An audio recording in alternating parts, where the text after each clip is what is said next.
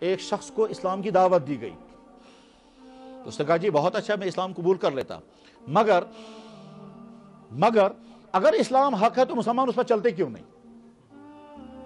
اگر اسلام حق ہے جس کی تو مجھے دعوت دے رہے ہو، اس پر تو مسلمان چلتے کیوں نہیں؟ اس کے بعد اب وہ تفصیل سناتا ہے کہ دیکھو مسلمانوں کے گھروں میں یہ ہوتا ہے، مسلمانوں کی شادیوں میں یہ ہوتا ہے، مسلمانوں کے دفتروں میں یہ ہوتا ہے، مسلمان لڑکوں کا حال یہ ہے، مسلمان لڑکیوں کا حال یہ ہے، مسلمانوں کے والدین کا اپنے اولادوں کے ساتھ اور اولادوں کا اپنے والدین کے ساتھ حال یہ ہے، مسلمان اس طرح سے حرام کماتے ہیں، اس طرح سے حرام کھاتے ہیں۔ تو اگر یہ اسلام حق ہے تو مسلمان چلتے کیوں نہیں؟ اور اگر حق ہے اور واقعی وہ کہتا ہے حق ہے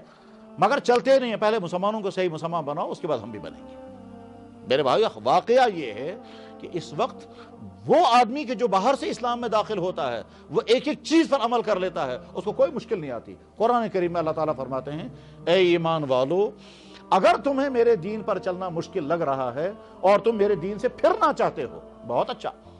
میں نئی قوم اسلام میں لاؤں گا اور وہ ایک ایک چیز پر عمل کر کے دکھائے گی۔ آیت اس طرح سے ہے یا ایھا الذین آمنوا، اے ایمان والو، من یرتد منکم عن دینہ، تم میں سے میرے دین سے جو واپس مڑنا چاہتا ہے، فسوف یأتی اللہ بقوم، اللہ کو طاقت ہے ایک نئی قوم اسلام میں لے آئیں گے،